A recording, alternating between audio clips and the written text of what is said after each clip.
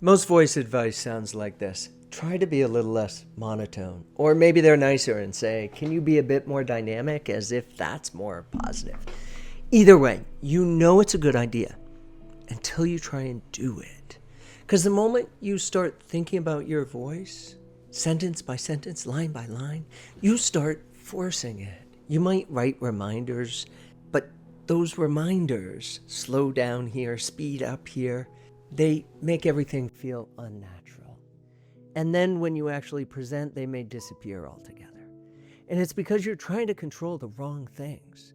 In this video, I'm going to show you a more effective way to think about voice modulation. We'll look at all three: pace, volume, tone. And we'll talk about the way you can naturally modulate those, the way you can naturally become dynamic without trying to be dynamic. Let's start with pace. Most people try to pair pace and tone, right? So as we get excited about something, we're going to naturally speed up. But notice I say we're going to naturally speed up. The problem is people do it the other way. You try and force tone by using pace. So you write, or people try and speed up here as if speeding up is going to be enough to signify that they're excited about something, but it's not. That's backwards. Okay? That's backwards. But there is something very important we can do with pace. And it's the thing that you should be thinking about. It's actually not about how you feel. It's not about the emotion you're trying to convey. Actually about the cognitive load for the audience of your content. Let me say that again. It's about the cognitive load of the content for your audience. In other words, how long is it going to take your audience to understand what you've said? Notice what I just did there with pace. I actually both slowed down and I repeated the same thing 3 times. Some of you may have got it the first time and then you found it kind of annoying. But each time I said it and said it in a different way, you thought about it a little deeper and you thought about it a little more. And it's this cognitive load piece, especially with researchers, right? Like with research, we have parts of our talk when we're sharing research that are darn hard to understand, right? Research is complex. And when we get to those complex places, we need to slow down. I've talked about in other videos about the trajectory of your talk and how a lot of your talk is bimodal, right? 2 audiences, or even if not 2 audiences, bimodal in terms of content, some general content that is more accessible, and then some deeper dives, some more difficult content. And what we need to be thinking about doing is having pace be bimodal too. So just like I've talked about content being bimodal, we need to think about pace as bimodal. And the place where we need to slow down doesn't have to do with attitude. If anything, we sometimes get excited when we talk about the complexity of our work. And as we get excited, we naturally speed up. But that's actually where you need to slow down. That's where you need to slow down. So break your talk into chunks. Think about the relative cognitive load. There's that word again. And notice I slowed down again. Think about the relative cognitive load. Now I don't have to slow down because now you know it. Of different places in your talk. And when you're talking about something that's going to take your audience more time to process, then slow down. That's where your pace should slow down. So your pace isn't slowing down because of something you feel. Your pace is slowing down because something your audience needs. And when you start thinking about it that way, it's going to be a lot easier. Because now it's not about you, right? We don't want to be thinking about how we feel. We want to be able to share, right? But now what we can be thinking about and what we actually want to be thinking about when we're talking is how our audience feels and what our audience needs. And that's the double advantage of this. When you start thinking about pace in terms of what your audience needs, then you're thinking about your audience. And audiences know when you're thinking about them. It's called connection. Those are the talks we like. So not only are you going to start varying your pace, which will get you beyond that monotone drone that you might have, or get you beyond speaking too fast the whole way through because you're nervous and you just want to finish. Now you're thinking about your audience. Now you're thinking about your audience. And when you think about your audience, you connect with your audience, you see them, you respond to them in real time, because you can vary pace in real time. So as you see people be confused, you can slow down. As you see somebody puzzle through something, you might repeat it for them, which is another way to slow the pace. Not speaking pace, but pace of incoming information for your audience. And that's what we want to be thinking about with pace. How much time does our audience need to process what we're talking about? Okay, let's shift and talk about tone now. Tone is one of those things that when we get critiqued about tone, the most common critique is like, could you be a bit more, like, could you smile? Could you have a bit more energy? Could you be a bit more positive? Like, could we, one of the things I often say to people is no one's going to be more interested in your work than you are. So you need to actually be interested in your own work. Totally believe that. But at the same time, you can't be the same level of interested in everything that you say the entire time. Okay. So a lot of times what happens is we see speakers who have a bass, right? And then they move into a higher tone. They move into like, oh, I'm going to be excited about this part, and this part's interesting. And I might notice I sped up naturally there. That's different from what we were talking about with pace a moment ago, but that's the natural pace movement. But in this case, what people miss with tone is the lower. They miss the shoulders dropping, the lower, the empathy, the frustration, the sadness, the thoughtfulness. Thoughtful is a tone, right? Sadness or frustration is a tone, and it's the opposite of excited. It's the opposite of interested. It's the opposite of curious. And we want to play with those opposites. We want some objective in the middle because we're doing research talks. We need the objective middle. We need some of the excitement, some of the curiosity to trigger people to want to be interested so people know that we're interested. Our interest is contagious. They join us in that interest. But we also need a break. We need a contrast. And there are things that we're talking about that are negative, so we can't be talking about the things that are negative, the problem that we solve, right? Or the frustration that we had when something didn't work the way we wanted it to. Those tonal drops, people are missing. A lot of the people we think of as good speakers actually spend all the time in the energetic space. And they're not as good as we think. And we can't actually remember often what they say. We're like, oh, they were a great speaker. Oh, what did they talk about? Oh, I'm not sure. I forget. And one of the reasons we thought they were a great speaker is because they were a happy, energetic speaker. But they actually weren't a great speaker. They weren't a great speaker because they didn't have tonal shifts. They didn't shift into those lower ranges. So what I want you'll naturally shift into those upper ranges. What I want you to do is I want you to focus on thinking about where are the parts that are lower, that are slower, that your shoulders are going to drop and your voice is going to drop. And we're going to see you be thoughtful, or we're going to see you be sad. We're going to see you struggle a little bit, and we're going to feel that. In order for those highs to be effective, we need those lows to exist. And in order for anything to be dynamic, we need both, right? We can't just have one. If you only have one, that's not dynamic. It may be excited, it may be entertaining, it may be interesting, but it's not dynamic. And what we want is dynamic, okay?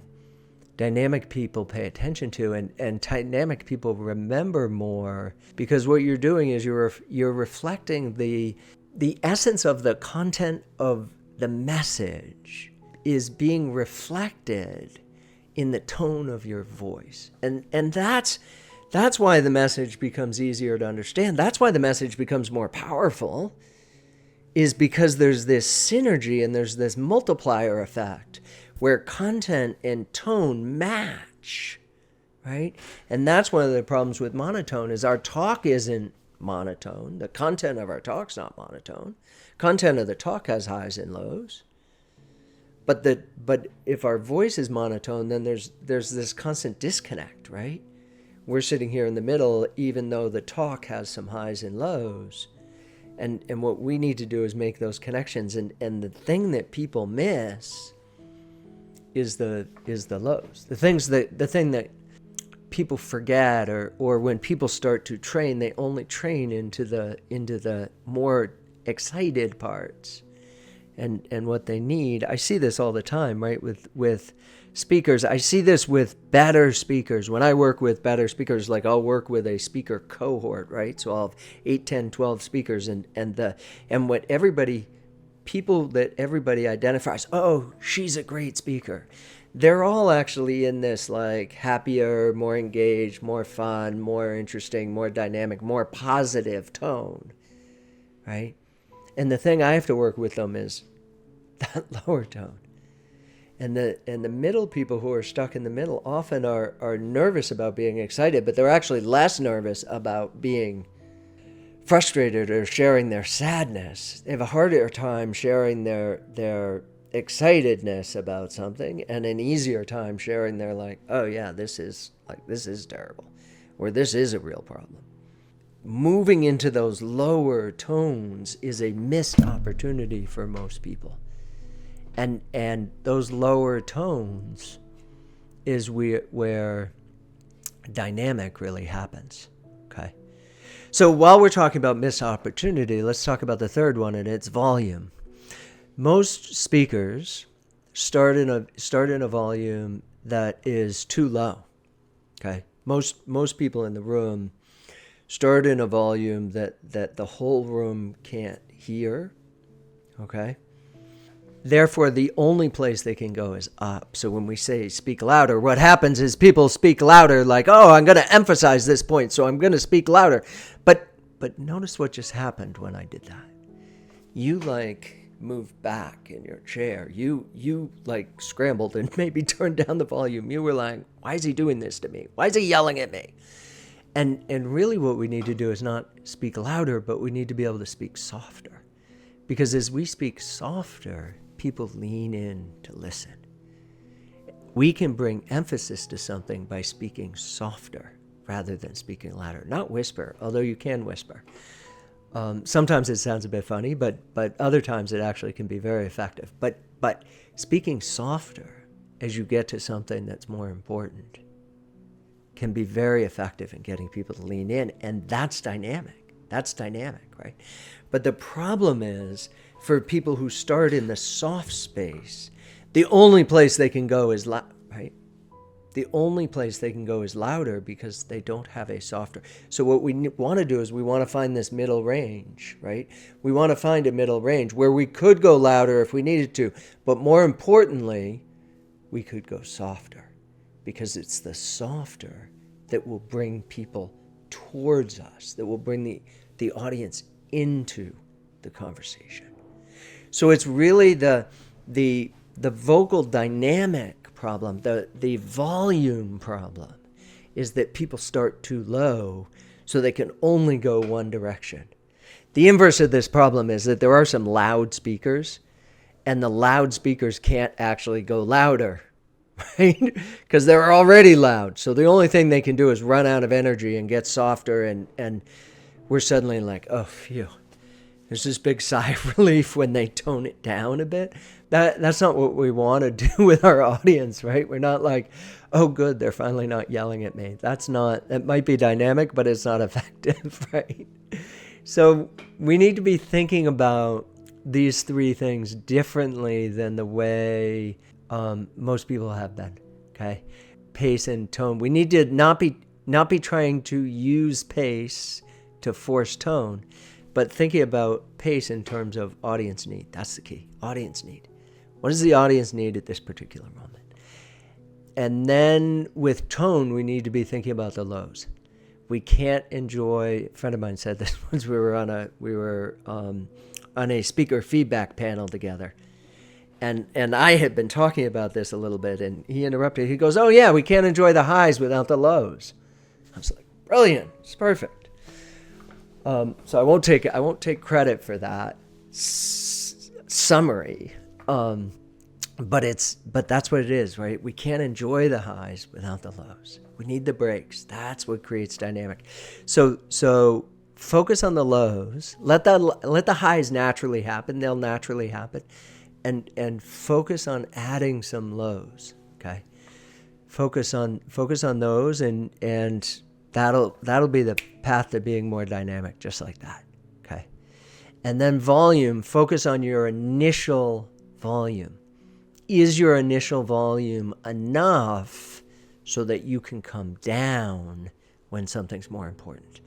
So here's one quick trick, and then I'll wrap this up. One quick tip for that initial, like how do we set the register for our voice to a room? And the key is, when you step on stage, you want to look at somebody 3/4 of the way back in the audience, and you want to mentally set your voice to be speaking to them. So don't look at the people in the front row, because you'll start too low, and then you won't be able to go lower, right? We need to set our voice to the person 3/4 of the way back in the audience, and then we can come to someone closer, and our voice can drop, and then we can go to someone further, and our voice. So eye contact, important physical component, can also trigger volume shifts as we speak to people who are closer and further away. Okay. All right. This has been fun. So pace, volume, tone, 3 things that you should be paying more attention to, a different way to be thinking about those things so that you can be more dynamic, so that nobody will ever say to you again, can you try and be a little less monotone?